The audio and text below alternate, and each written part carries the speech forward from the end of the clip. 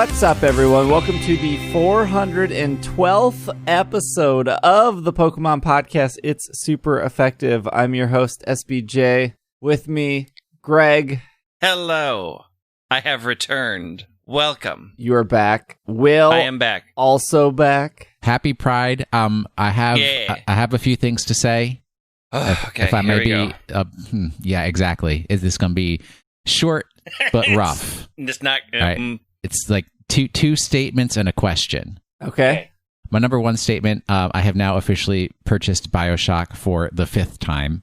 What? Why? Because I started playing it on my Xbox One, and then I don't have my Xbox One in my house anymore, so I went on my PS4, and it had BioShock for $12. So I was like, you know what? $12. Every time I buy it, it costs less. So by the 18th time, they're just giving you money.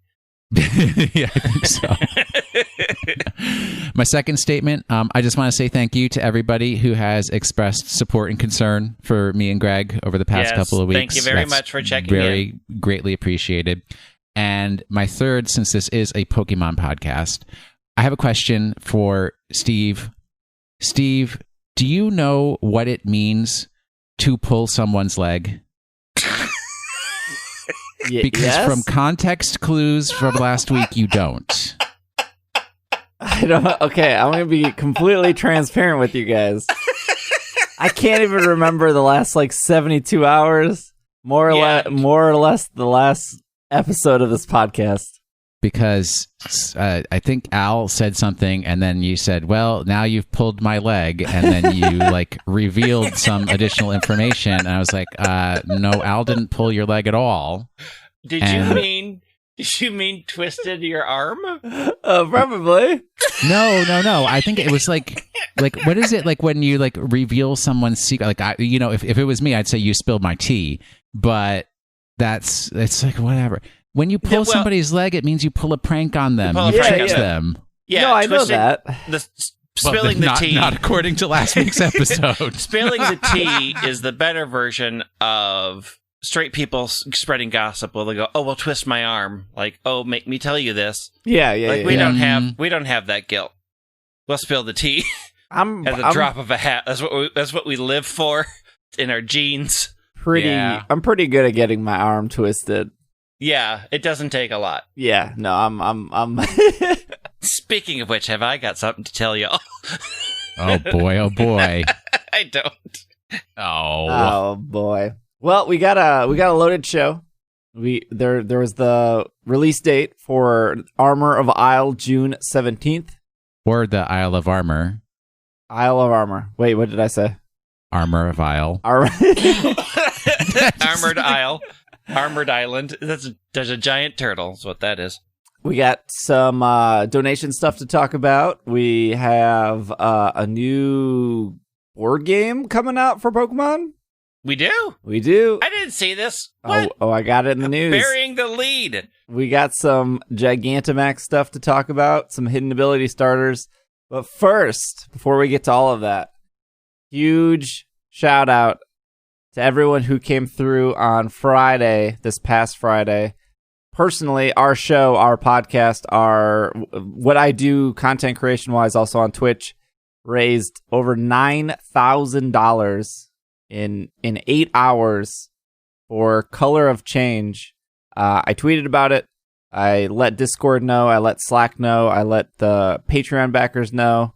Unfortunately, that happened before the podcast. So now I'm letting you guys know on the podcast. That donation thing is still open. So if you want to contribute towards it, it'll be open till Friday. It'll be in the show notes. But just shout out to everyone who came through for a good cause. I can't believe that our community raised $9,000 in a short amount of time. So that's all I got. I probably got real emotional because they're good people. Yes. I probably got real emotional on stream about it. I was watching most of the stream. I did leave for a little bit because, I have things that I have to do.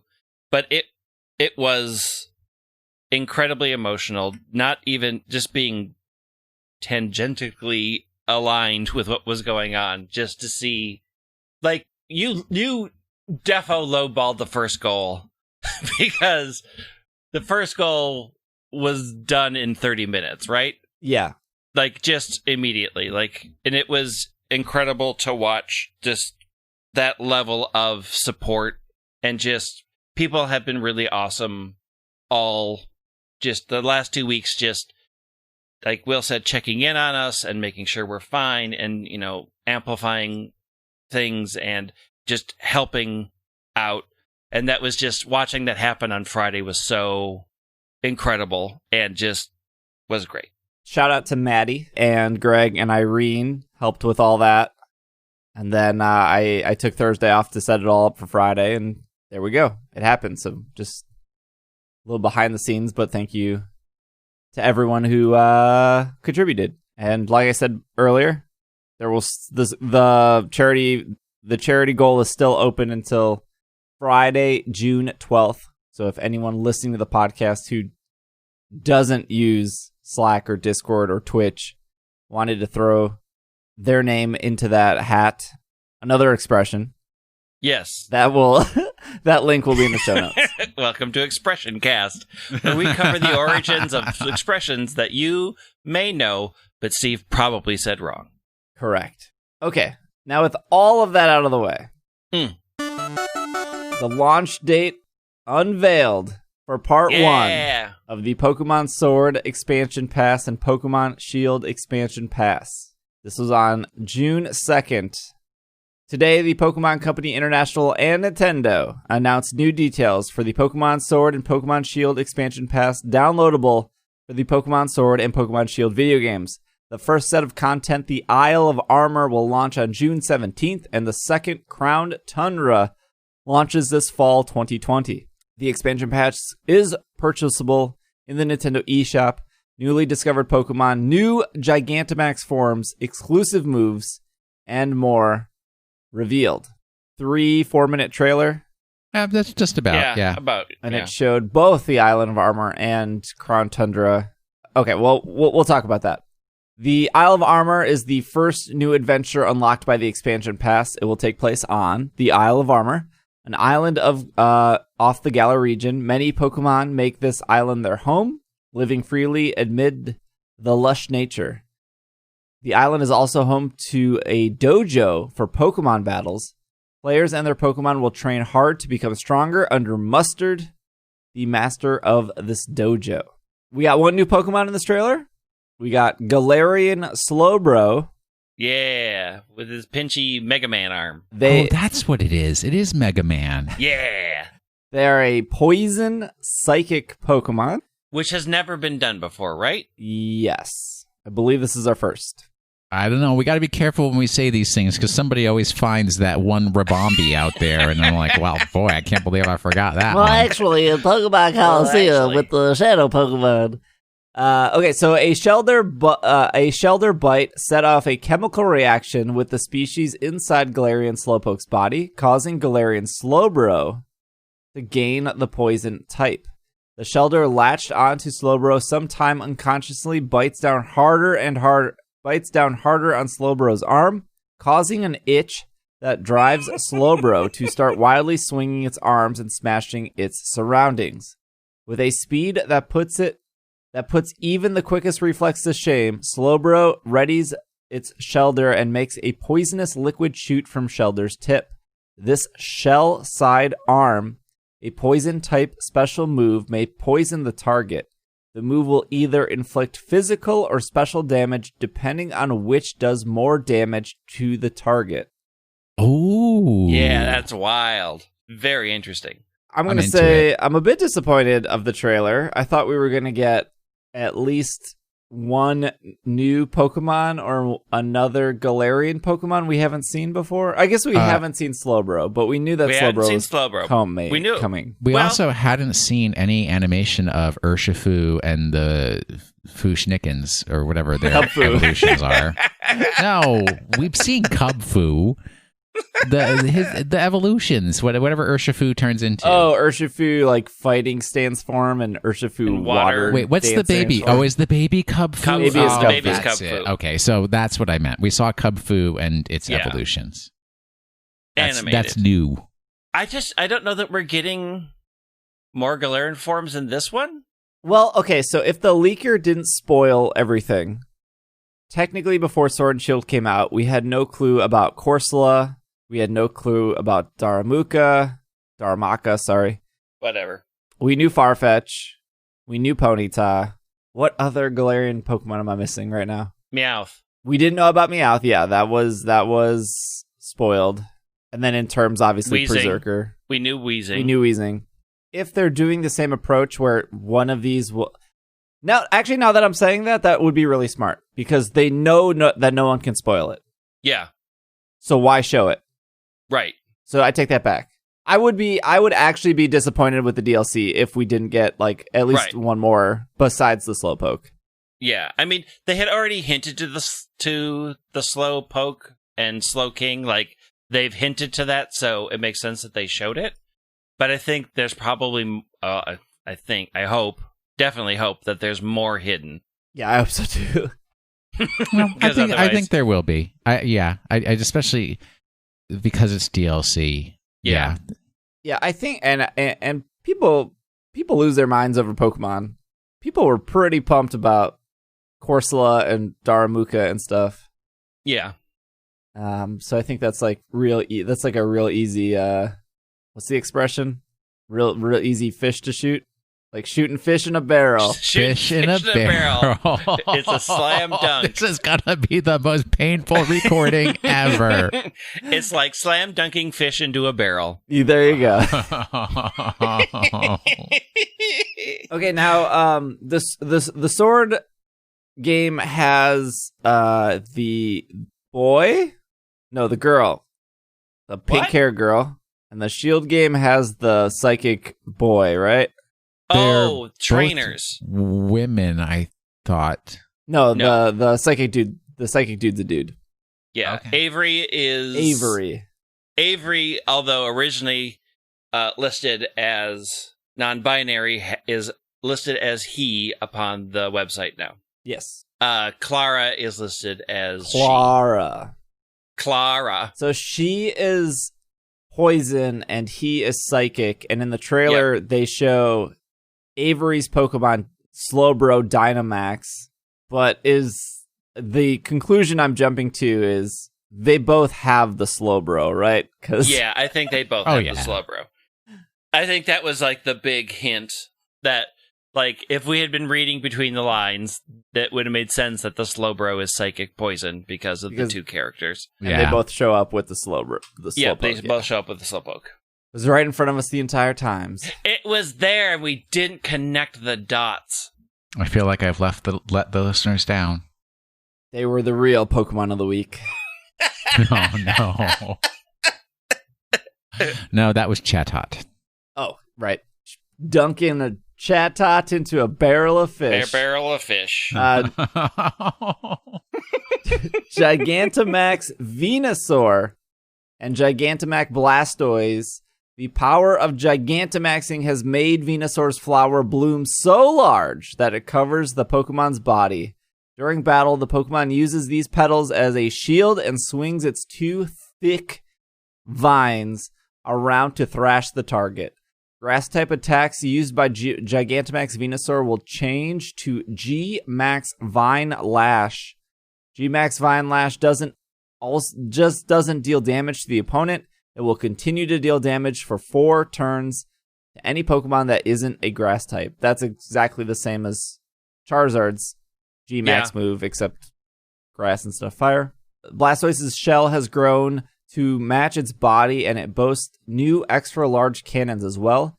Gigantamax Blastoise can adapt to different situations by using different combinations of 31 various sized cannons. Gigantamax Blastoise can also move the 12 large cannons surrounding its central cannon independently, letting it orient its attack in any direction, whether in the ground or sky. Water-type attacks used by Gigantamax Blastoise will change to G-Max Cannonade. Oh, it's like lemonade, but with the word cannon. And it's the same as the other ones. You figured it out. It does water-type damage. It's very hard for me to look at Gigantamax Blastoise and Gigantamax Venusaur and think these are significantly better than their Mega Evolutions.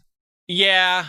They're really good. I just wish, like, they had a better idea for Blastoise instead of we made big cannons before.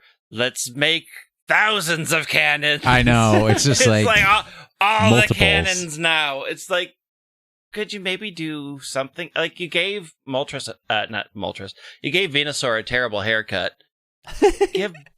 It's a bad haircut. It's like a Beatles haircut, but worse. Do something more interesting for Blastoise than all the cannons that ever existed in the world. I know. I just don't think it's... I mean, it will probably look really cool in battle, but I was sort of hoping it'd look more different than its Mega form. Yeah. One thing I just like, since the moves are kind of like all the same, it's more, it's just like a graphical change. Mm-hmm. But, I mean, at least we finally got them, so all the Venusaur stands and Blastoise stands can Dynamaxx, Gigantamax, get what they need. So now all those Bulbasaur that I caught in those dens with hidden abilities, I can raise and make them Gigantamaxes. I mean, Venusaur's already seeing a lot of competitive play. Yeah. It's a fast Pokemon. I didn't realize how fast Venusaur was when the sun is up. Mm-hmm. What's its ability? Yeah. Ability makes its hidden ability like doubles its speed in the sun. Yeah. It's chlorophyll? Is it chlorophyll? Chlorophyll, I think. And then it makes it. Yeah. I'll always remember that. You think a giant grass frog would be pretty slow, and you think, and normally it is, but when it gets the sun, when it doubles its speed in the sun, you go, "Oh, my Arcanine has to be faster than this giant frog." Nope. Nope. It's a toad. It's not a frog. Oh, my bad. Like putting frogs in a basket. In a basket. Yeah. So it doubles its speed. And its speed, honestly, Venusaur's speed is not terrible. Like, I mean, it starts at an 80 speed. So its normal form is much slower than a lot of things. But yeah, if you can get sun set up, 160 speed, that toad's flying. Yeah. Well, and also the speed is kind of like in how it's whipping around all them pedals and stuff. Yeah. It's not necessarily running around and doing stuff. It doesn't have to. It's got its Beatles haircut, and it's going nowhere.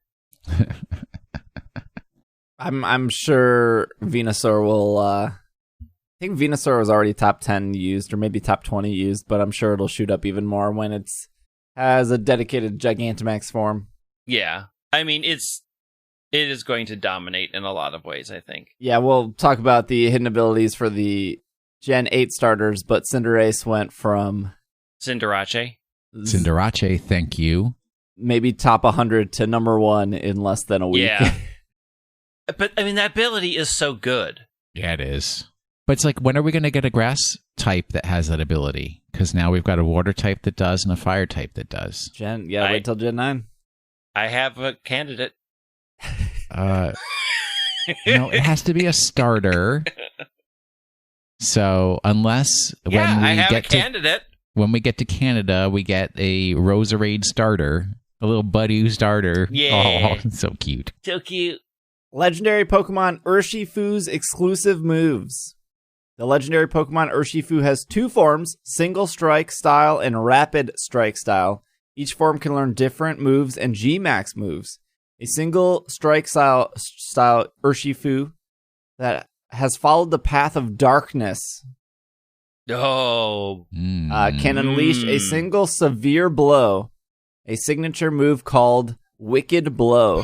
It's a wicked blow. This move will always result in a critical hit, allowing Urshifu to attack while ignoring the target's stat changes. A Rapid Strike style Urshifu that has followed the path of water can unleash a flowing 3-hit combo, a signature move known as Surging Strikes.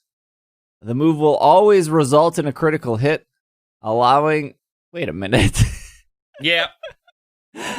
Allowing Urshifu to attack while ignoring the stat changes. It's the same move. It's just 1 burst or 3. Yeah. I mean, the 3 is handy for Focus Sash. Or Mimikyu. Or Ice Cune.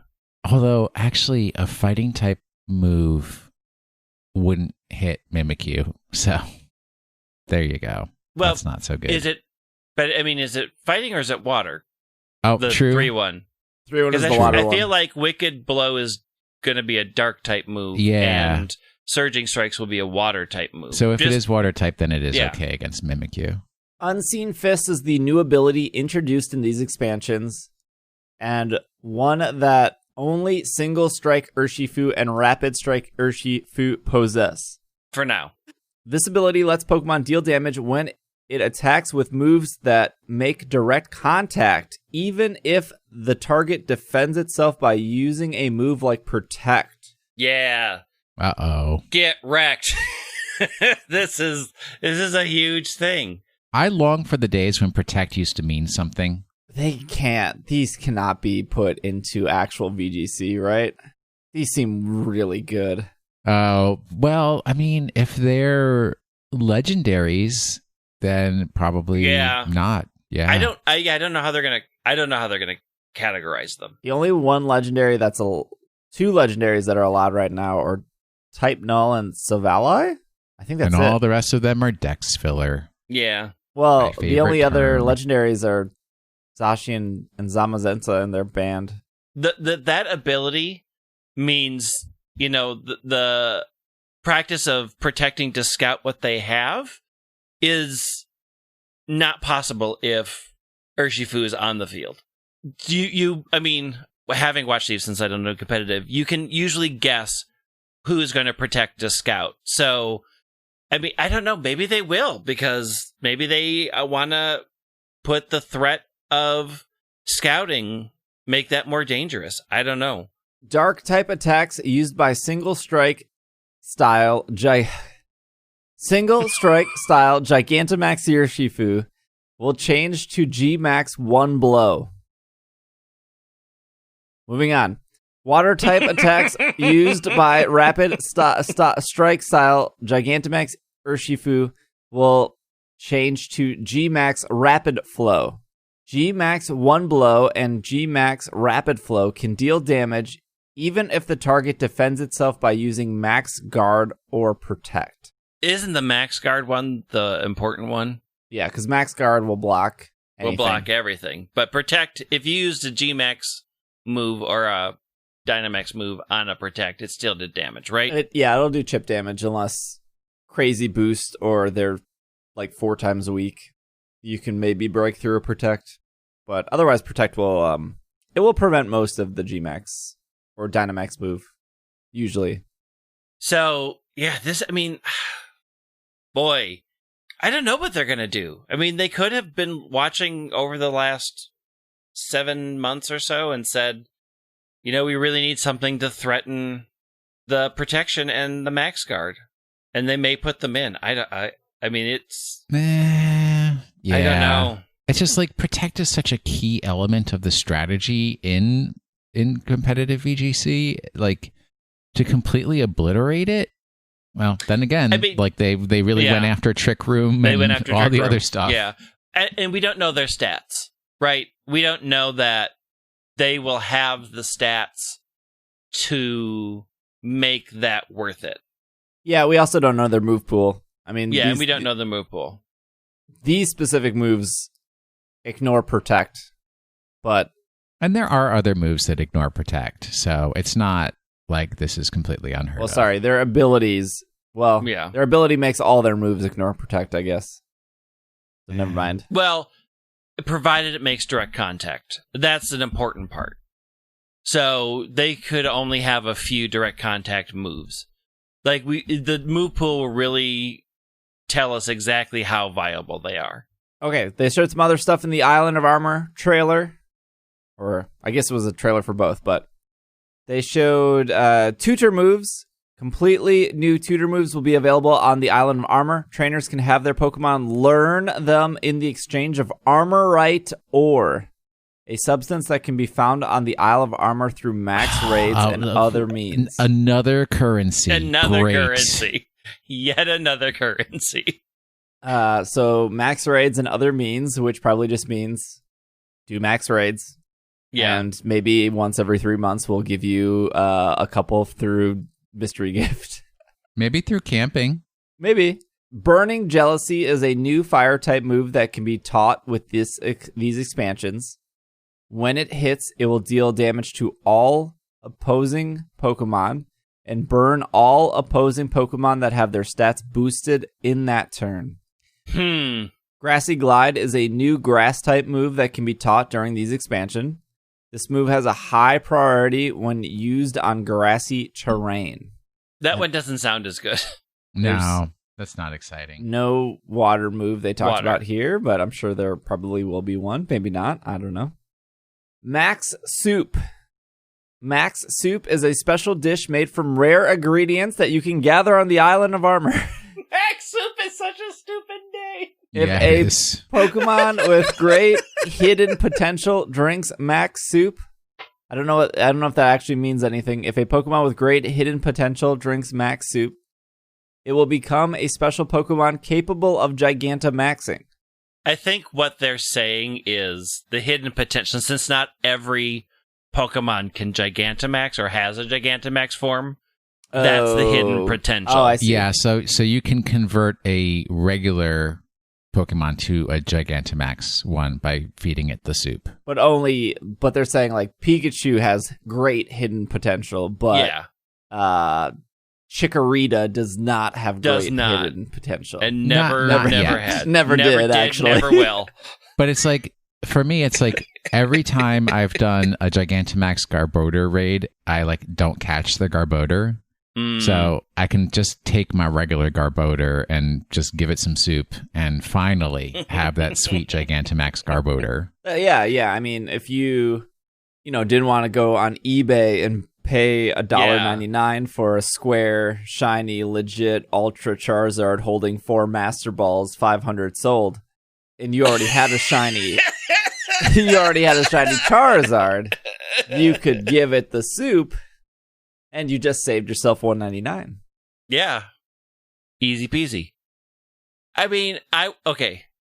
True talk. If I sat down and there were dark clouds swirling around my soup bowl, I would not eat that soup.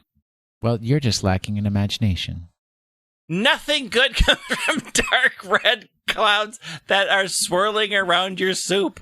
You just have to learn to accept the dark mysteries of the universe and allow them into your soul. It also says some Pokemon that trainers are already traveling with may gain the ability to Gigantamax. I don't know if there's some other hidden layer. And the only reason I say that, and maybe I'm going with my tinfoil hat. I believe that's a theory. Tinfoil hat expression. Oh, this is... So if you look at an item that has existed in the past, like golden bottle caps or just bottle caps in general, you do have to get your Pokemon to level 100.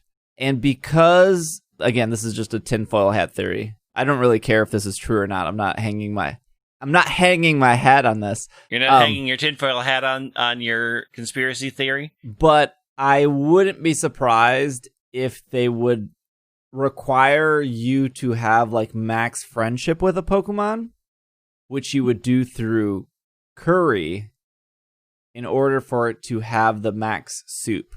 Because if they're saying we want you to give the soup to your starter, if you were just to play the whole game with your starter, just by having the starter in your party, doing all those battles, by the end of that game, you could do no cooking, and your starter's going to have max friendship value because of the 20 to 40 hours you put in with your starter from start to finish.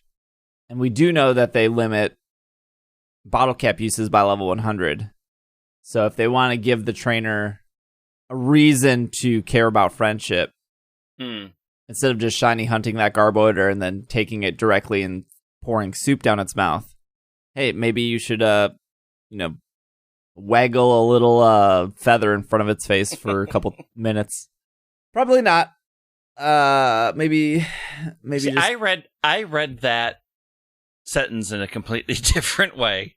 I read that some Pokemon you've already been traveling with may be able to gain the ability to Gigantamax, hinting that they're releasing more Gigantamax forms. That's exactly what I that how I heard it. It was like I was talking more about the first sentence, but which was if a Pokemon with great hidden potential drinks the soup. But yeah, I mean, but that makes sense too.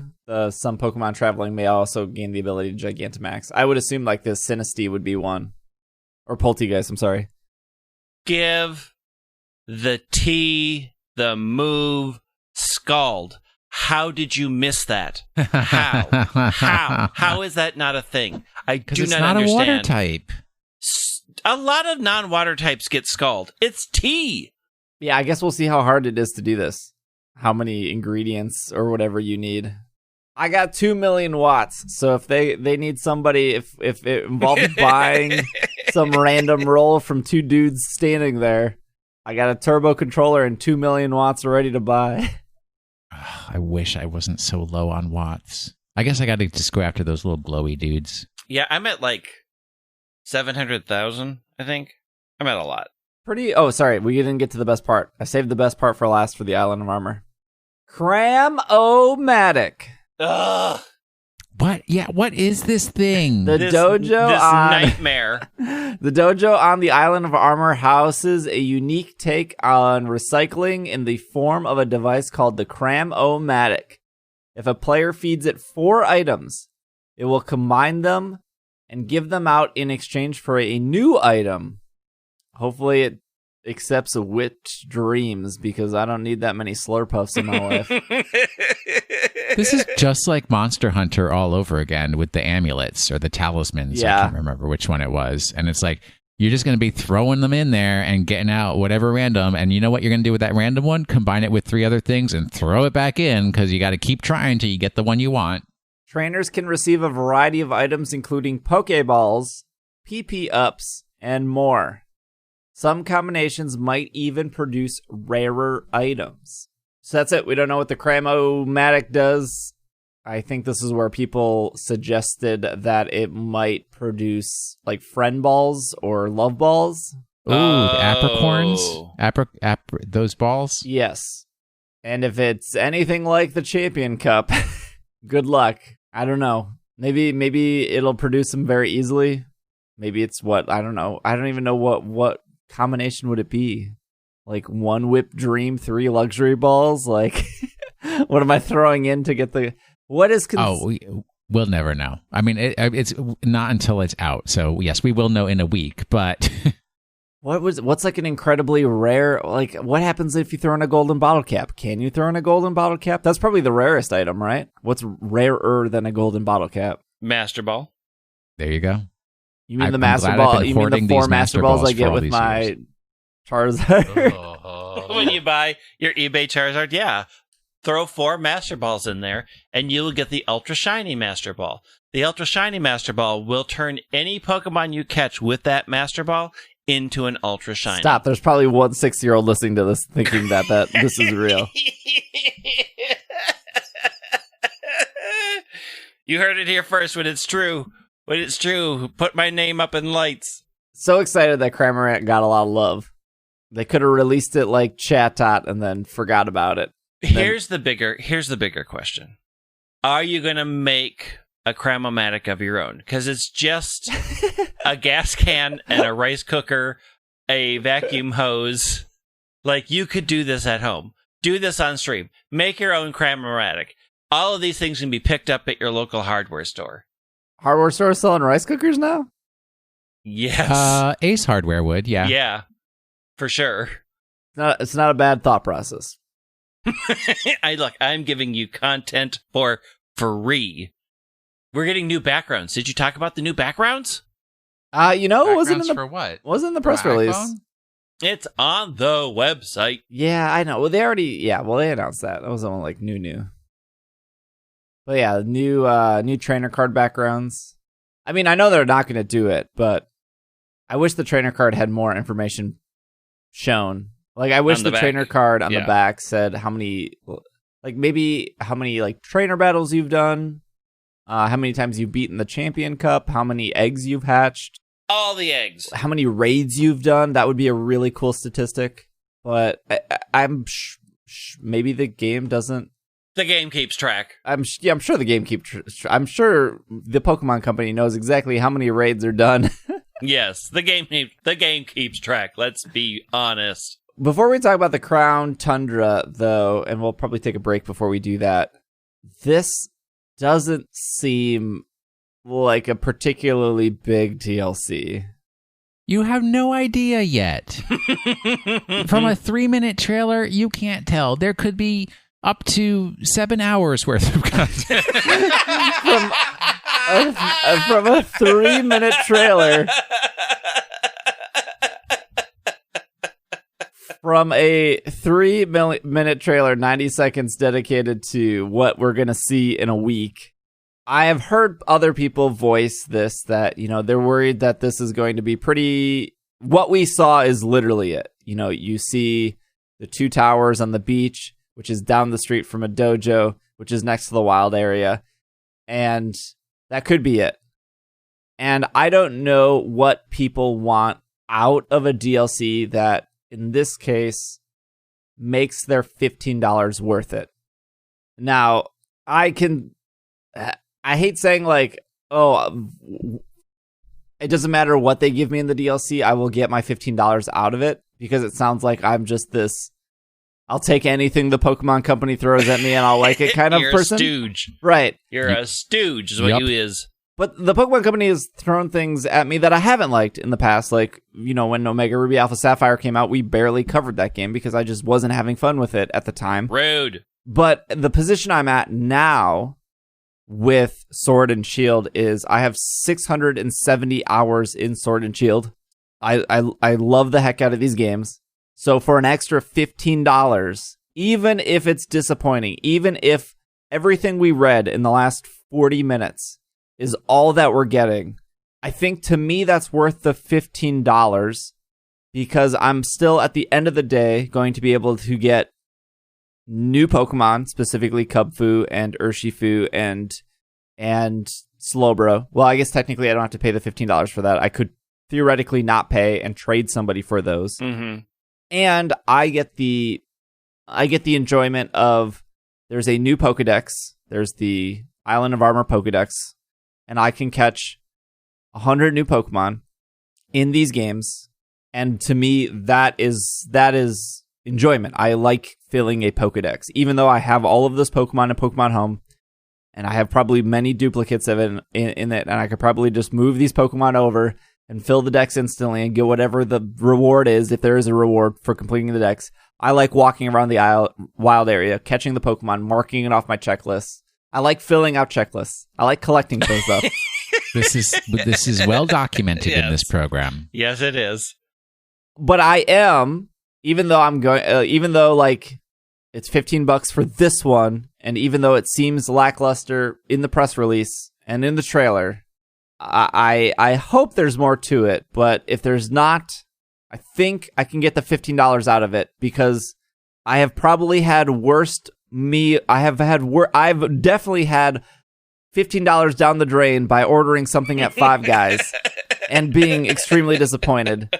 And that experience lasts... That's every trip to Five Guys. That experience lasts like 8 minutes of like a burger, fries, a drink is like $16. And if that meal sucks, that meal sucks.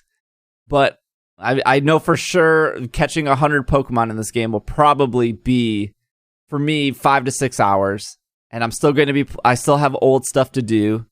And like there's still Pokemon I want to hunt. There's still marks I want to hunt. There's still things I want to collect. And I'm assuming the story in this game is probably going to be 2 hours or 3 hours, maybe. Yeah. So that's where I'm coming from with my $15. But I don't know if you guys saw it any different. If they don't fix the texture of the trees, it'll be wasted. And so far in the trailer, I don't think that's happened. It depends on how large these areas actually feel. That will determine how I feel if I got my $15 worth. Like the pictures that they're showing, it looks very expansive and like exciting to explore. But if in reality it is just very tiny and everything's really compacted, then I'm going to feel like, okay, this wasn't that great. I hope that the storyline with the dojo is interesting and it's not just, hey, open this up, come fight.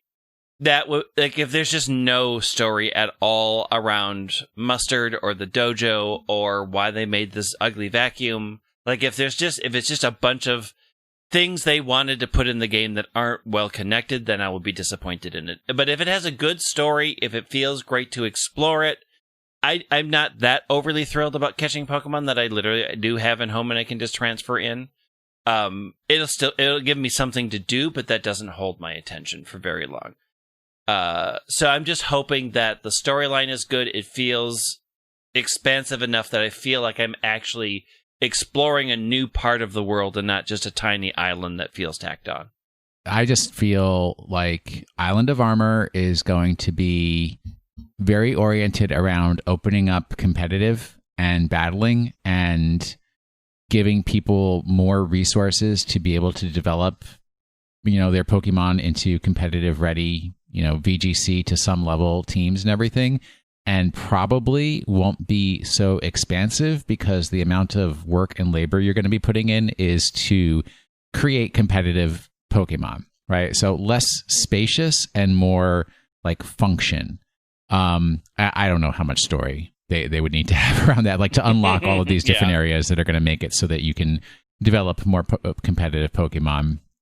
And, like you want to think of things like in pieces of, if they are giving you now the ability to turn any Pokemon into a Gigantamax Pokemon versus one that you had to catch in a raid, that, that's like a very clear indication of like, do your competitive breeding for the one that you want to be your Gigantamax Pokemon on your team, and then convert it to a Gigantamax Pokemon, after you've done all your breeding and EV, IV training, et cetera, et cetera. And then the frozen, whatever that thing Crown is, Tundra. That Tundra, that's going to be the more expansive, open area, roam around, raid, find, encounter, and so that's my expectation. If I see that, it'll be enough for me. I mean, $15. I just spent $12 on a game that I bought for the fifth time now. It's new content of some way. Your BioShock is my Final Fantasy Tactics. I have bought that game, I'm pretty sure, 15 times. So weird. What? No, it's like, why do we keep buying these things that we've already fully played? Because it's a good game, and I always think, I can now play it on my phone. Heck yeah. That's a new experience for me. I'll play that game again. 3 bullet points here that aren't new Gigantamax Pokemon or new Pokemon or new legendaries are the Tutor moves, which is competitive, Max Soup, competitive, and Cram-o-matic, which... It's going to give you stuff. If it's giving you, it says it's giving Pokeballs, PP ups, and more. I mean, PP ups is competitive. You want to have max PP up. So maybe that's why people, when people express that, this DLC looks shallow or this DLC looks very disappointing to what is coming, are those people? I'd be curious if those people still expressing like, I might be disappointed with this. Do they not care about competitive? Because I think that's exactly it, right? So those people, what is also sad is that those people may be lost to the subsequent DLC, which would be more in their interest. I mean, it was kind of like the Zelda DLC. The first one, people were like, it's kind of not great, but then everyone loved the second one. I hope that doesn't happen here. I would like both of them to be great.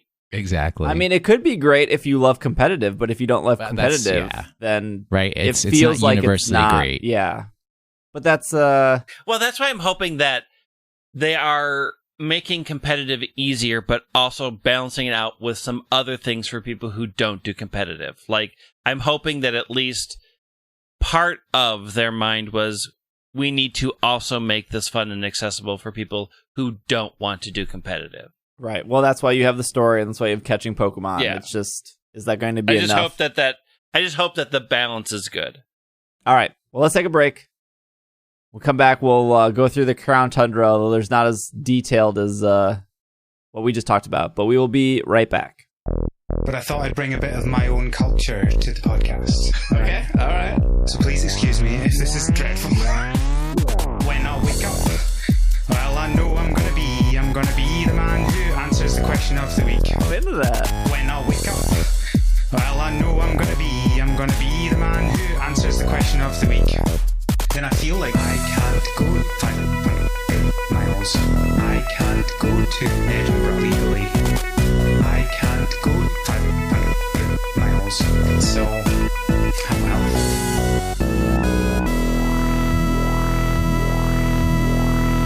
All right, we don't have to spend too much time on this since we have probably 5 months before it comes out. We have plenty of time to circle back to it.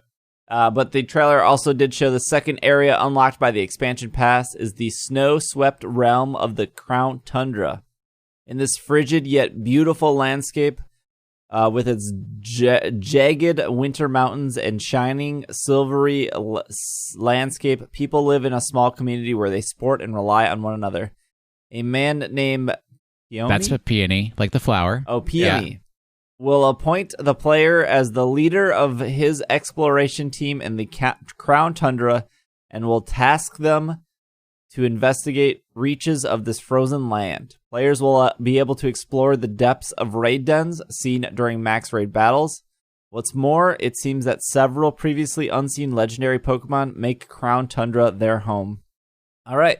Confirmation that Articuno, Zapdos, and Moltres are in Galarian form. I think it was very obvious, but technically the Pokemon Company didn't say that they were Articuno, Moltres, and Zapdos until now.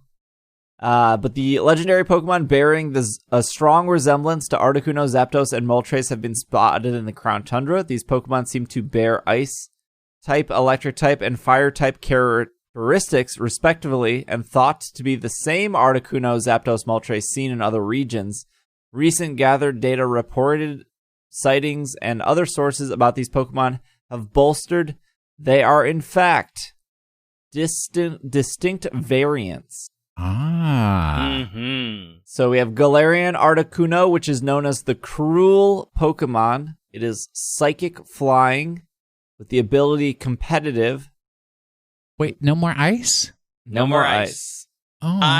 I love the V for Vendetta look of. I already loved Articuno, and this one just hits me where I live. It's so good.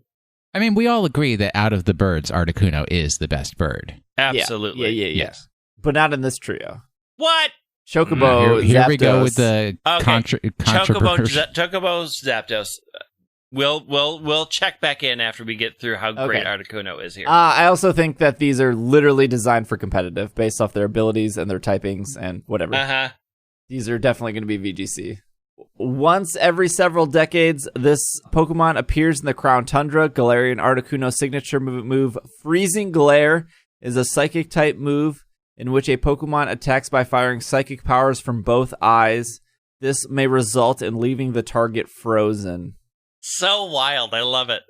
Galarian Zapdos, which is the strong leg Pokemon. It is fighting flying. It has the ability Defiant. Once every several decades, this Pokemon appears in the Crown Tundra.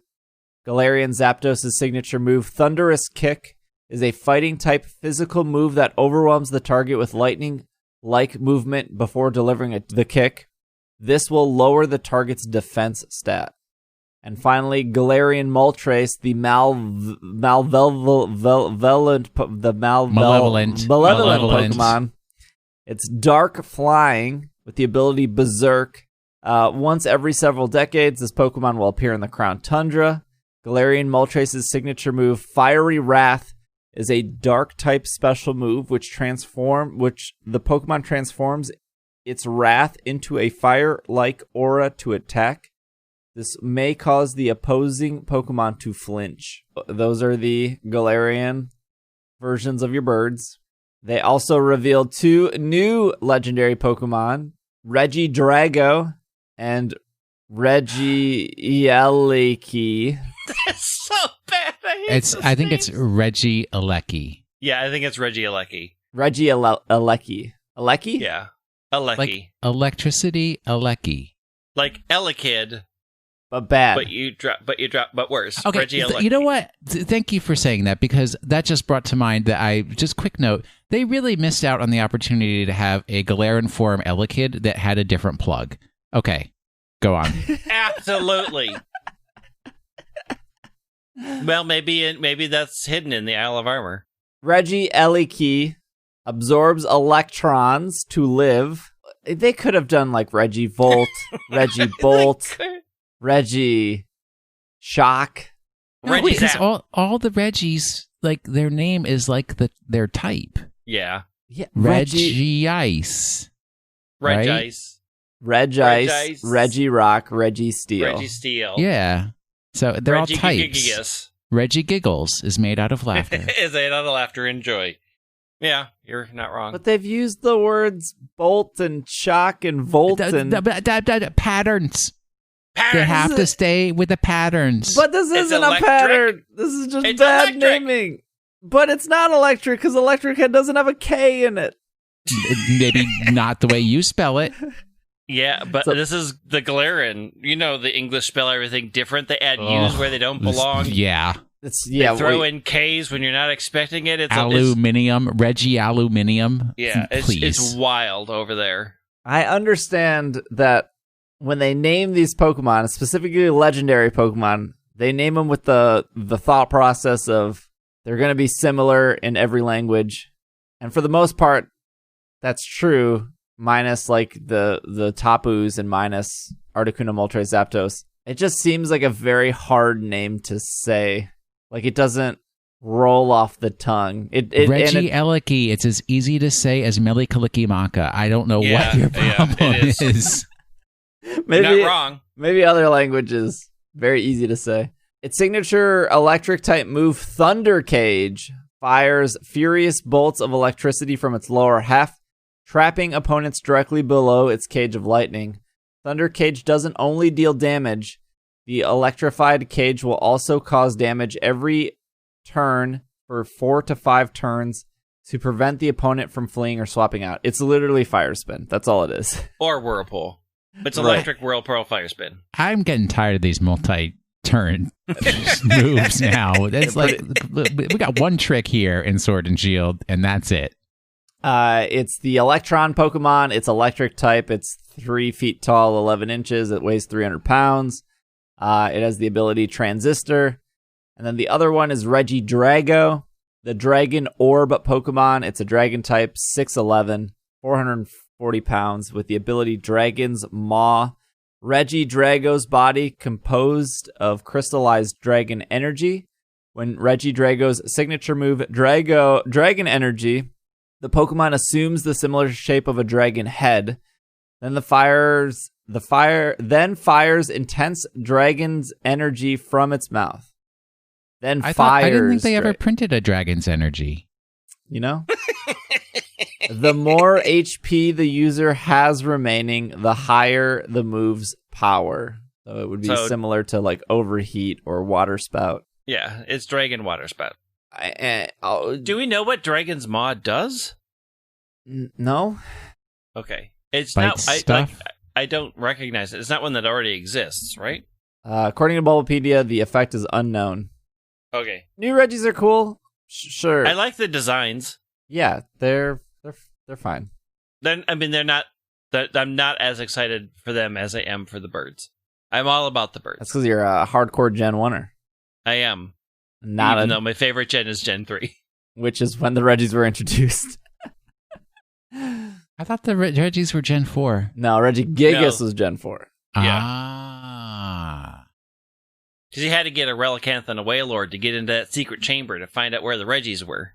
Upon arriving to the Crown Tundra, players will encounter, what was his name? Peony, who brought his... This is an Expector Gadget here. Who brought his daughter along on the adventure to find the truth behind legendary Pokemon in the area. Listening isn't his strong suit, and his bold behavior draws attention. He has a kind side and plenty of affection for his daughter. I don't think we met his daughter. I don't think she was in the trailer. I mean, I think they've shown her, maybe? Like, I think Like, there's been a bunch of people in that uniform, so it's probably one of them. There's a lot more bullet points here for the Crown Tundra than there was for the thing that comes out in a week. Dynamaxx Adventure. Trainers can team up with 3 other Pokemon to go on what is called a Dynamaxx Adventure, where they are able to venture into a Pokemon den and encounter a Dynamaxx Pokemon. If the trainers do encounter a Dynamaxx Pokemon during their exploration, they will need to work together for a max raid battle, which makes it sound like you can go through a den and not find anything. Trainers will get a chance to catch a Dynamaxx Pokemon for their team. They are triumphant in battle, but they will be kicked out of the den if they lose. Galarian Star Tournament. Once a trainer progresses far enough in their adventure for the Crown Tundra, they will be able to participate in the Galarian Star Tournament held in the city of Winden. In this tournament, trainers will battle with various characters they met through Sword and Shield, but not just as opponents. They can also pick a teammate and tackle the tournament together. Transfer bonus in Home. Starting Tuesday, June 2nd, if a trainer transfers 1 or more Pokemon from Pokemon Sword or Shield to the Nintendo Switch version of Home, they will receive a Grookey, Scorbunny, and Sobble with the hidden abilities as mystery gifts on the mobile device of Pokemon Home. Grookey will know Grassy Surge. Scorbunny will know Libero. Is that how you say it? Libero, yeah. Sobble will know Sniper. They do have set natures. I think like Grookey is adamant and Scorbunny is timid or something like that.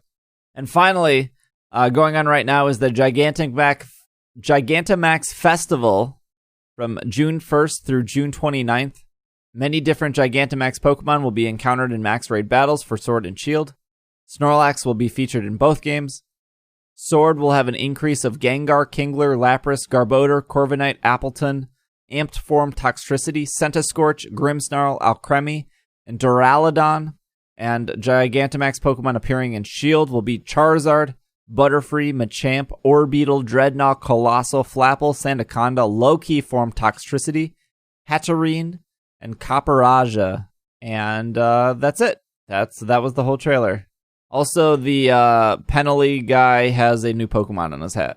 Peony. Peony. And you missed out on the most important thing, that there's a big tree.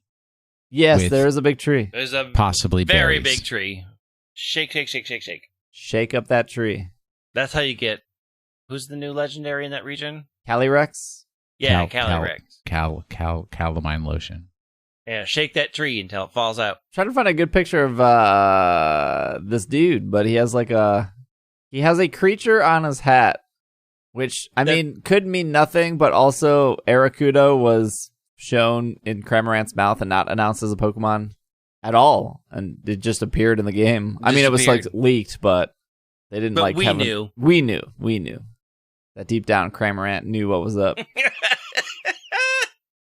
This is an audio podcast. If you want to go through the trailer and look at the dude's hat, you can see like a little orange worm thing on his hat. It could be nothing, but I feel like they probably wouldn't have made a character. They would probably just put like a word or a letter or a symbol and not a creature in a game about collecting creatures. Maybe not. Now I'm trying to stop it to see. People seem more excited. That's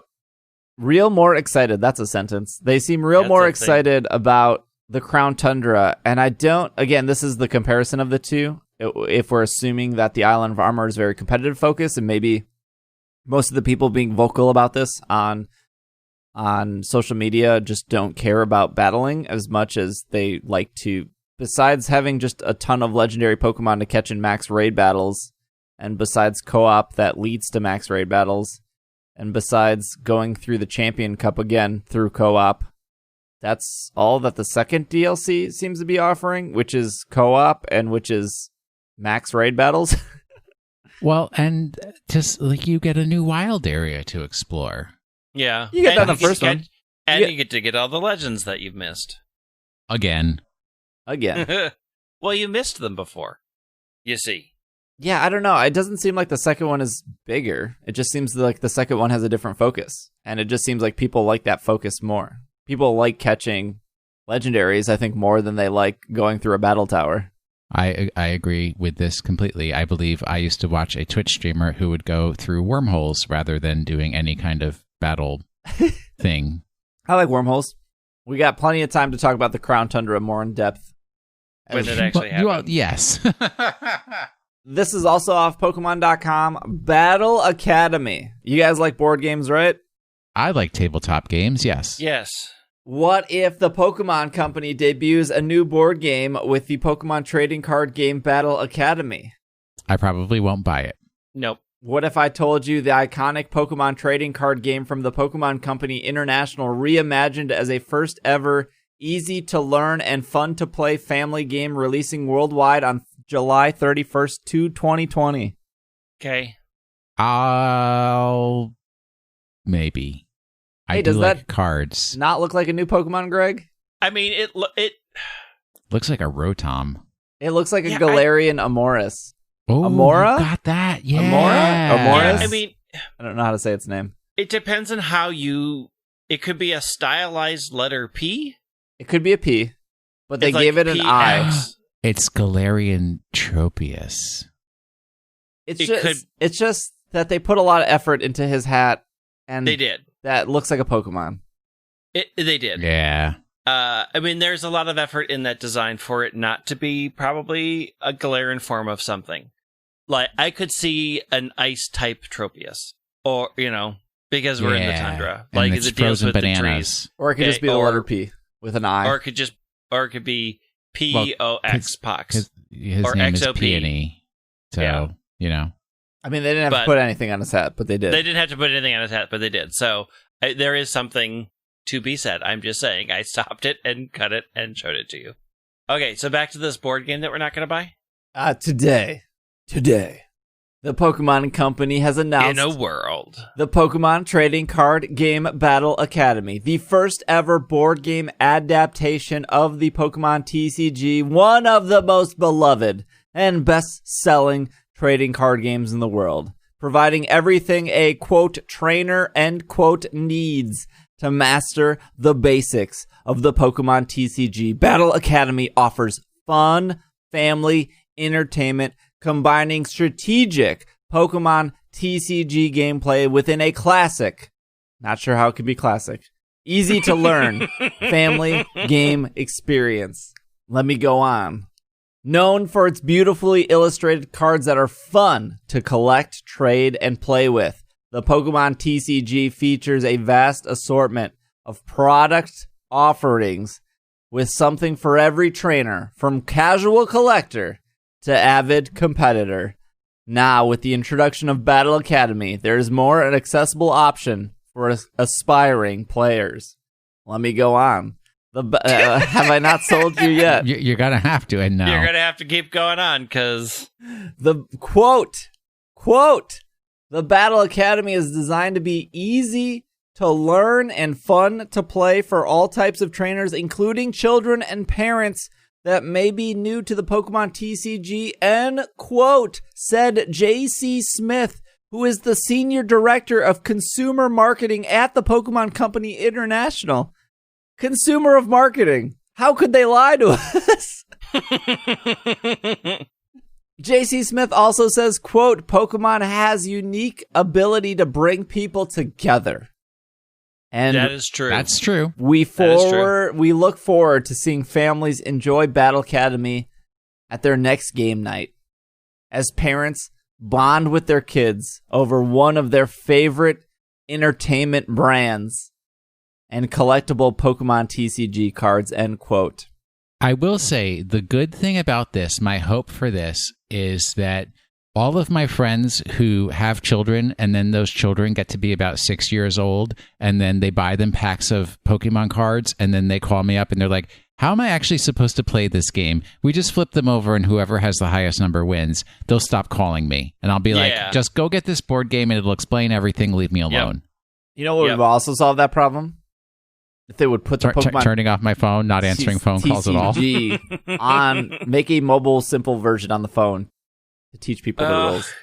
You and your Look, mobile too much simple screen versions. time for children is bad. No. Oh, that's true. We've gotten to learn so much about Battle Academy, but there's more to learn. Each Battle Academy box will come with a 2-player game board, 3 60-card decks, a tutorial guide, and gameplay accessories. will also come with a code card that will allow trainers to enjoy the Pokemon TCG digitally through the free-to-play Pokemon trading card game online app. On iOS and Android, that is a lie. It is on iPad OS, which is a different OS than iOS. Good Lord, go back in your hole. Well as Pokemon.com. Launching around the world July 31st, 2020, Battle Academy will be available widely available at participating mass and hobby retailers, as well as online retailers including PokemonCenter.com, the premier destination for official, high-quality Pokemon merchandise in the U.S. In addition, trainers in the U.S. will be able to grab Battle Academy as early as June 21st, 2020, exclusively at Target stores and online at Target.com. Yeah. I will go to my local board game retailer. It looks like Target. the 3 decks are a Charizard deck, a Mewtwo deck, and a Pikachu deck. That sounds about right. Yeah, those sound like the 3 Yep. Pokemon that every mother knows. Why does Charizard GX have 250 HP? Hey, we're pushing 330 HP in the actual TCG. But the Raichu GX has 210 and the Mewtwo GX has 180. And those two also do a lot less damage. Why would you not always play Charizard? Because the Charizard GX does 300 There damage. might be other cards in there. Because Mewtwo's a basic Pokemon. Charizard, is a level 2, stage 2. You gotta get to Charizard. Probably not. I'm sure they're all probably basic Pokemon. Well, it says Raichu GX is stage 1, Charizard GX is stage 2. Okay, yeah. Mewtwo GX is That's basic. usually why. A stage 2 usually has dramatically more HP and more attack because it takes effort to get there. Yeah. Because Rare Candy's out, right? Yeah. There you go. You have to go through the full stages of evolution to get there, which the other ones don't have to do. Gotcha. But, does the damage, does the fact that Mewtwo GX as a basic Pokemon's GX do 120 damage and its regular does 110? Is that, still part of the bloat, or 180 for a basic Pokemon? 180 HP, its main attack does 110, and its GX attack does 120? That makes sense. I mean, that's kind of where all GXs are at this point. So that seems on par. For 2 psychic energy and a colorless. We talked about the new Gigantamax. We talked about the hidden ability Pokemon. We talked about the board game. That leads us with this last bit of news here. 2 parts, though. First part is off Shaq News. There was actually not a lot of people that covered this, although if you follow Pokemon on Twitter, you probably saw. The Pokemon Company donates $200,000 to combat social injustices. I think I said that wrong the first time. The Pokemon Company, the corporation behind one of the world's most popular and most recognizable franchises in pop culture, has stepped forward to give their stance on the systemic racism presented in America. Following the murder of George Floyd in May of 2020, protests have been taking place around the world. The social backlash has caused numerous companies and corporations to speak out and even donate money. The Pokemon Company has voiced their support of the Black Lives Matter movement and pledged to donate to the cause. The Pokemon Company took their official Twitter to share the statement, quote, "We stand in solidarity with our Black employees, fans, and families who continue to be impacted by racism and senseless violence," the company said in its post. This reflects the sentiment shared by many others around the industry. Nintendo, a co-publisher of the Pokemon franchise, made a similar statement. Not only did the Pokemon Company confirm their stance on the ongoing crisis, they announced to donate towards the support. Pokemon has donated $100,000 to an NAACP and another $100,000 to Black Lives Matter. It's always reassuring to see major companies not only plant their flag on a somewhat controversial issue. I don't think there's any controversy about not getting rid of racism, but okay. But use their money and platform to back these stances. EA also announced a $1 million donation and matching employee donations by 200%. Gotta get those buzzwords in there. Gotta get that EA. Yeah. Not buzzwords. Click-throughs. So that's, I think, one, it made my day to see one of my favorite companies support a good cause. But also, I think the impressive thing here is that we all know, or if you've been listening to this podcast, and we've known various people to work with the Pokemon Company, to work at the Pokemon Company, to work around the Pokemon Company, they are very, very slow on things. And yes, they are. That is true. Yes, they are. And in order to get anything approved, say whether it's the UK office or the Washington office, everything still has to go through Japan. And so the protests and all that stuff kind of really hit the news mainstream the 29th. Yeah. 29th, 30th, right around there is when everybody was talking about it. They made this announcement on the 3rd, I believe. Yep. Somehow, to the team at the Pokemon Company, they were able to get that message to Japan, get it approved, and come back and post it in what is probably record time. There's not record time for them, absolutely. For them. Absolutely. There's maybe a small chance that they didn't need Japan's approval, but I think they needed. Yeah, for $200,000. Yeah. Yeah, they needed Japan's approval, and they needed Japan's lawyers to sign off on it, as well as all the American lawyers. Like, there's so many layers corporations have to go through to get a message out. So that's awesome. But not a lot of news sites pick that up. I don't know if they need to. I mean, I think most companies are yeah. Oh yeah, donating this to is charity a to needle in a haystack at this point in time. Yeah, so. I just don't think news outlets are looking at Pokemon as the scoop to get. I think they're looking at all the really bigger companies that hit many people. It's still great. I think this got passed up because of Pokemon Go's donation. Yeah, Niantic. And that's what the news sites use. They use the word Pokemon Go will donate because that's the click through you want, right? Yeah, well, yeah, it's just completely ignoring the Harry Potter Wizards Unite. I pulled this from hypebeast.com. Pokemon Go will donate $5 million USD minimum from GoFest ticket sales, and the company will match employee donations to the Marsha P. Johnson Institute. Yeah. So this is actually Niantic donating the money. Yeah. I mean, I'm on their press release. I think it's something quite remarkable that Niantic didn't do the Trevor Project.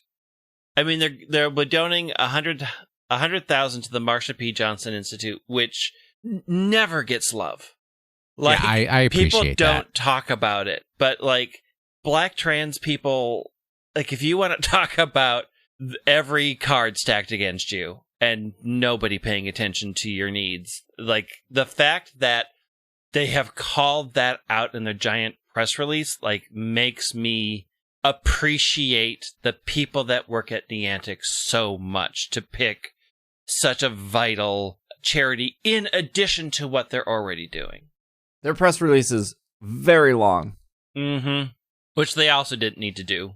And it's a very good press release. We won't go through the whole thing. The statement that Hypebeast pulled, which I will read here, is the work to follow through will require years of effort to yield the impact we seek. The hearts of Niantic is our community of players.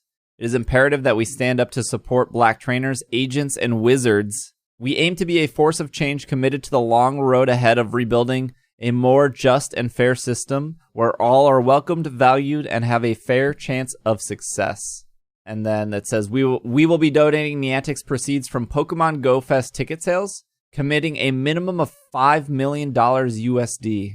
Niantic's head, John Hankey, wrote in a statement posted on Twitter, half of the proceeds donated will be used to fund new projects from Black gaming and AR creators, that can live on Niantic's platform, with the ultimate goal of increasing content that represents a more diverse view on the world, the statement continues. The other half will go to a U.S. nonprofit organizations that are helping communities rebuild. Hankey stated the company will also commit several employee efforts, including apprenticeships leading to permanent positions, ally training, scholarship support, and employee volunteer days. And then Greg brought up the Marsha P. Johnson. Pokemon Go Fest 2020 will be conducted as a virtual event in July due to COVID-19, which is still a thing, as opposed to the usual in-person meetups that attract thousands of players. Hypebeast does mention this is not the first donation from Niantic. They are known for matching donations of fans contributing to support the STEM project. I'm not sure when that was, but yeah, that's a lot of money. Yeah. I don't know if 5 million people are going to buy GoFest tickets, but I also don't expect GoFest tickets to be $1. I think 5 million people, since it's a stay-at-home GoFest, will buy. Yeah. It's worldwide. And, yeah, I mean, you're right. It's going to be like minimum $10. Yeah, I mean, it's $10 probably, right? Because the Time Research one is $7.99, and I'm already mad at that, even though I got it for free. How am I supposed to do 15 raids and hatch 15 eggs? Hey, let's do one raid a day. We're gonna go like to the park again. Okay, good on them. Well, yeah. The only other thing I would say is I appreciate that they said apprenticeships, since internships is actually becomes a racial issue. So yeah, that's like apprenticeships that turn into jobs. That's a great thing. I believe Square Enix donated $250,000. I think Lego donated like $4 million. Lego did so many amazing things. I did not expect Lego to do. Look it up. I'm sure there are other big gaming companies that I'm not following that have donated money. Oh, Yeah, lots of groups and organizations, have. yes. And even there are a ton of us independent game makers who are donating our time and money. So there's a lot out there if you want to take a look.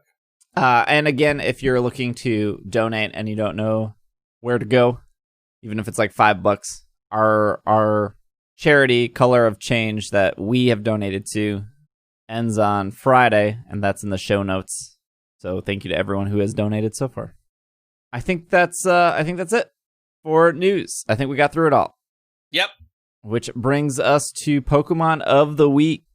We don't have a question of the week? Oh, sorry, question of the week. We do have a question of the week. Hello, William. Hello, Steve. I want the question of the week. I feel like you're making fun of me. I'm not. Oh, wait, you weren't in that conversation. Okay. What conversation? Very confused.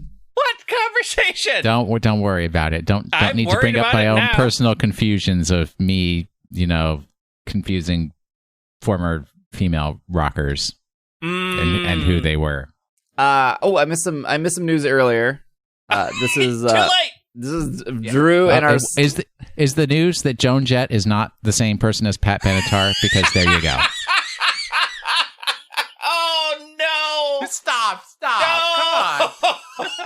Oh no! Drew in our Slack community did post that the gift hidden ability starters can be shiny. You cannot reset for them. Once you redeem them, you've redeemed them. And then Chris from our Slack community was the one that sent in the Battle Academy news. Shout out to Chris. Shout out to Drew. And Andrew in our Slack community has posted a very large life-size Psyduck that is purchasable, which leads us to our question of the week from Catherine. Very large Pokemon stuffed animals have been coming out, such as life-size Psyduck. Love that Psyduck. What other Pokemon would you see like to get a life-size or just a really, really big plush? I want a life-size Geodude. Oh, you could give it hugs. You can give it hugs. It'd be like, the wraparound pillows. Love it. I would love that so much. I think, But I'm not familiar with everybody's height and weight ratios. So that's kind of like that can be scary, like if you pick the wrong one and all of a sudden you've got like right outside the window of your 5th floor apartment, a Morris or something a standing whale there, lord life size. Yeah, I don't know. It's like, ugh. I mean, we all know Will Anderson doesn't like stuffed animals, so that's an issue. But I do use stuffed animals to decorate my bed after I've made my bed. What would kind of fit right into that niche? Life size. Life size, but still, like, you could put it on your bed as a decoration. I already have a Flabébé that does that.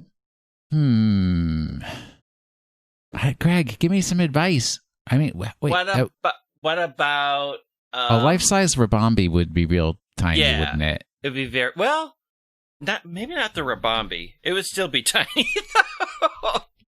Let me see what the stats are for Rabombi to see. Nope. Real small. Well, how small is real small? 8 inches, I think. Or not, 8 inches. Height is 8 inches, but it's 1 pound? Yeah. Oh, wow. It's tiny. I mean, 8 inches is decoration form, I guess. What about Sylveon?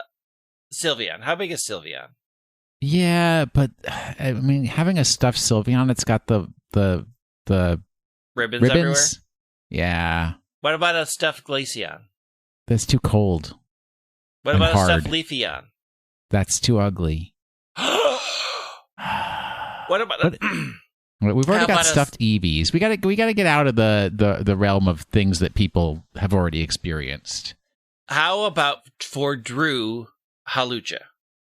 For Andrew, yes. 2 feet tall. I think that would be quite. I agree. I would select that for them. But for me, for William, what? Where can we?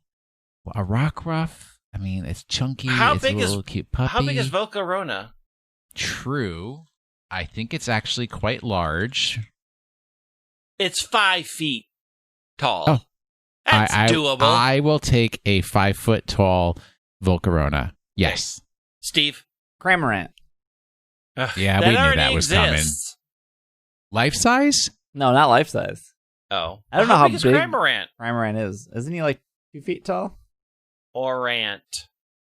Yeah, Pokemon. Cramorant is 2 feet tall. 2 feet tall, 7 inches.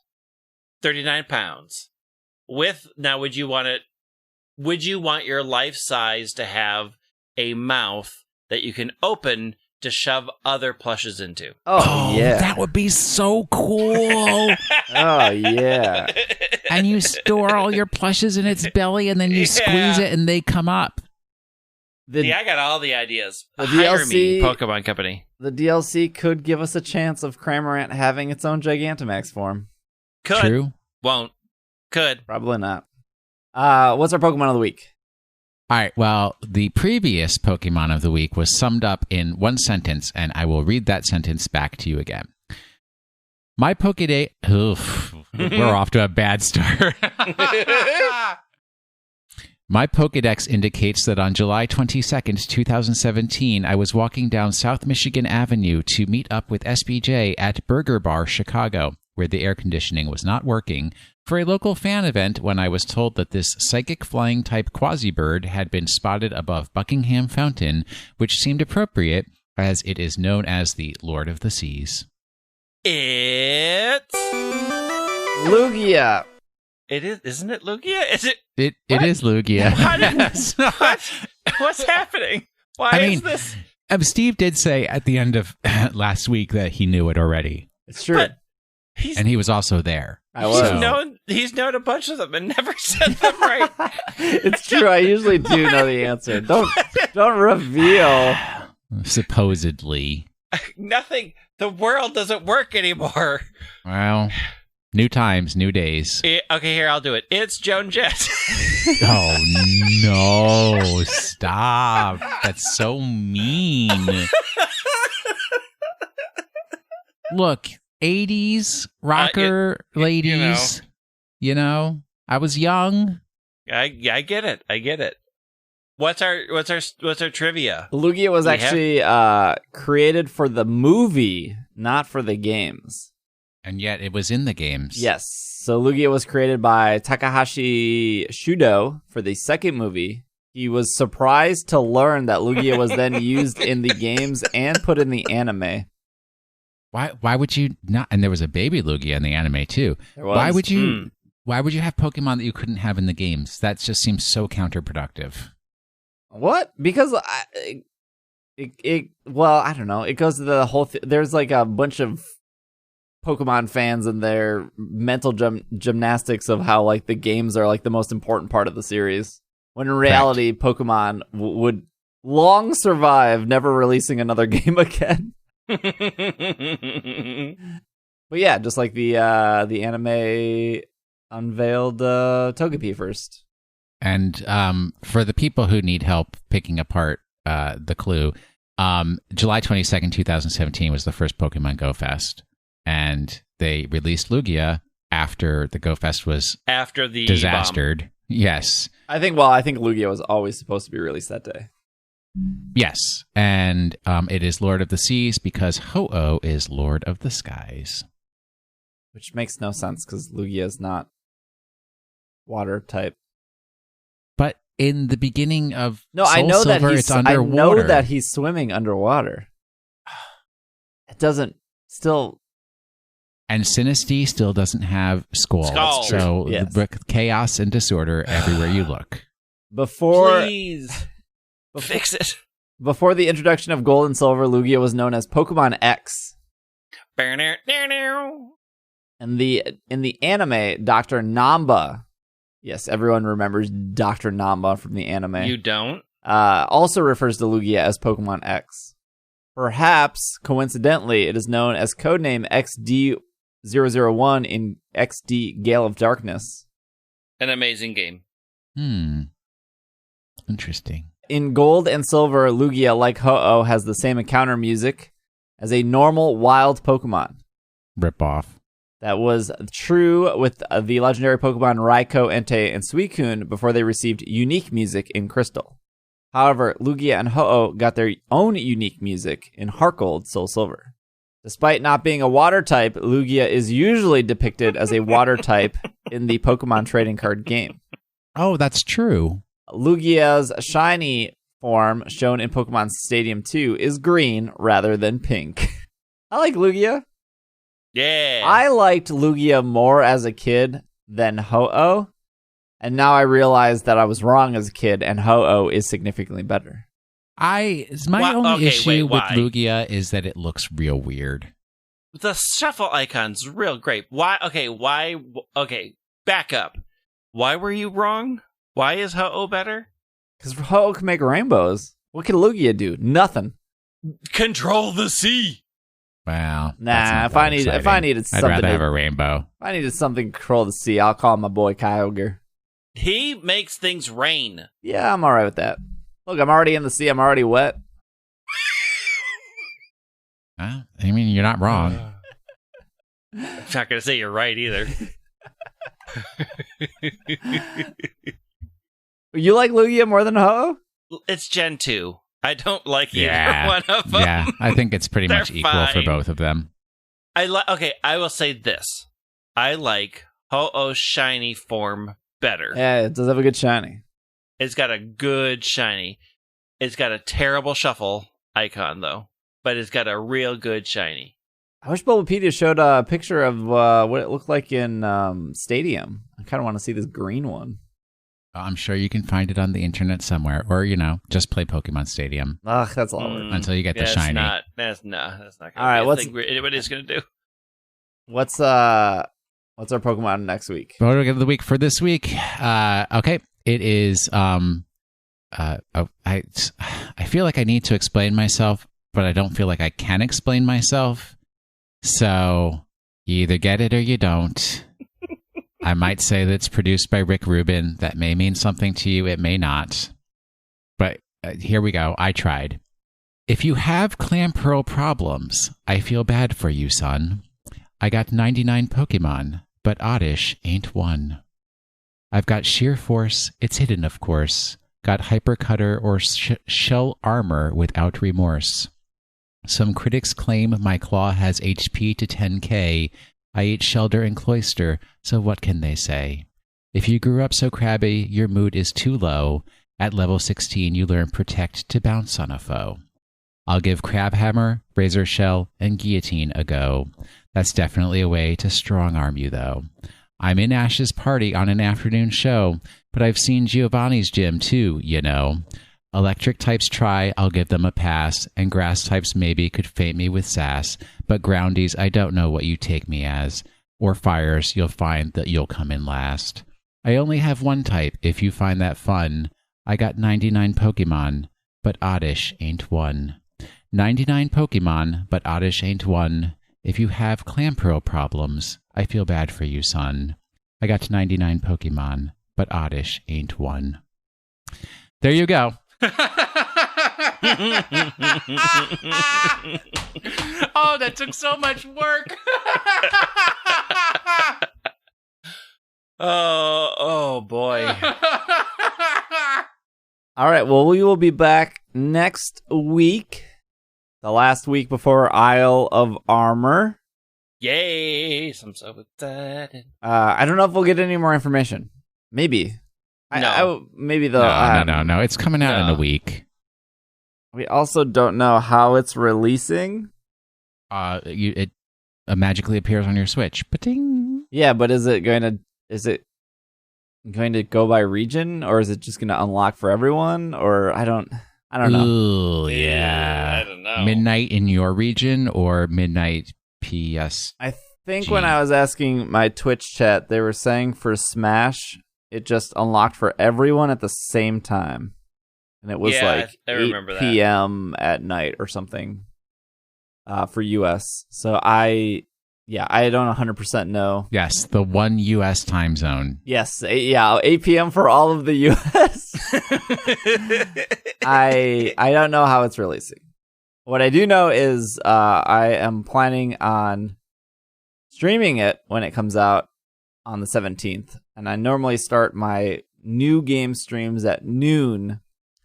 I know a lot of people will stream or start playing at midnight, which is cool. But I like that if people want to watch me on Twitch, I like that they're already ahead of me. So then they feel comfortable watching and they don't have to worry about spoilers. You're playing at midnight. That's awesome. Because then when you come into stream, you'll probably be ahead of me and you can yell at me that I missed a million things. But that's all I got.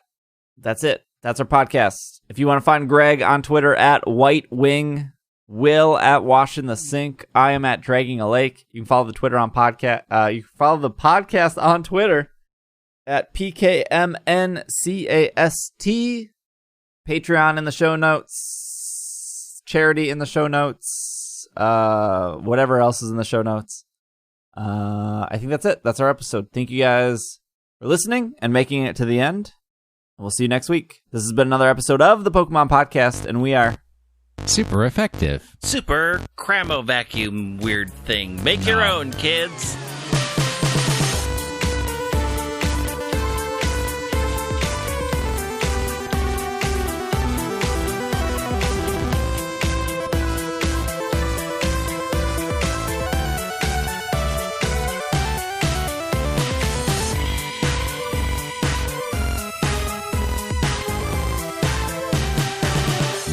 Be scientific. Home craft what else projects are you for gonna the do? summer. True. Summer projects. Build a Cram-o-vac. And post it on Twitter so we can see it. I want to take a second to thank the producers of this episode, Kevin, Sawyer, Potato, Raiton, Liam, Courtney, Casey, Kay, Noah, Patrick, Jetsy, Catherine, and Matthew. And to our executive producer, Anthony, thank you so much for your support of It's Super Effective. We couldn't do it without you and all the other listeners of our podcast. If you would like to support It's Super Effective, you can head over to ise.cash, join our Patreon, join our Slack, support our show so we can continue doing this years in the future. Thank you for listening, and we'll see you next week.